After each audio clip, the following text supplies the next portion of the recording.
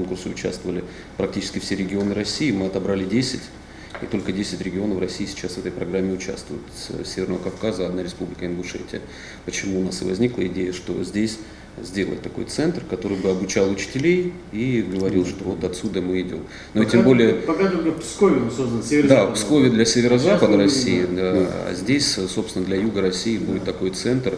И тем более это важно, потому что министр образования России говорит о том, что шахматы она планирует сделать обязательным для всех. А здесь уже проект идет, поэтому есть чем гордиться. Ну и вот действительно, то, что мы сегодня вручили, это и премии лучшим учителям денежные, и компьютерные классы в те школы, в которые лучше всего организовали обучение.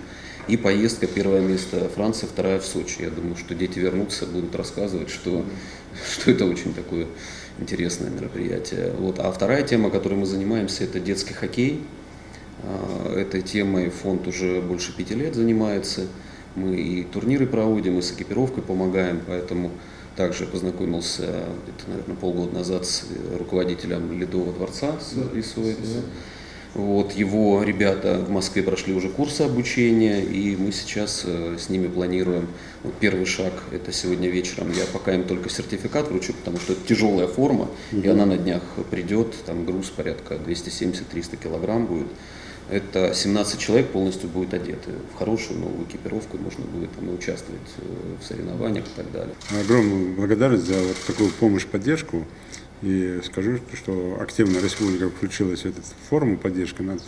Таким регионам, как дотационно, как Ингушетия, это очень выгодно и важно, тем более, когда, казалось бы, детишки, которые там в Троицком учатся, попадут.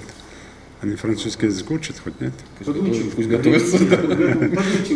Поэтому это как раз показывает, что есть фонды, которые, не загружая бюджет страны, создают свои такие благотворительные фонды, и благодаря этим фондам потом, уверен, будут расти наши чемпионы. Потому что такие, как Эрнест Энеркель и другие. Поэтому вам спасибо, руководству фонда, от меня большой привет и огромная благодарность от меня, от жителей республики, особенно от родителей и детишек, которые этим делом занимаются. Ну, особо, конечно, Эрнест, тебе за то, что ты находишь время, приезжаешь и, как уже вспомнил, наверное, свое детство, как ребенок окунулся в это дело и каким-то образом продвигаешь это дело. Спасибо. Марк Андреевич.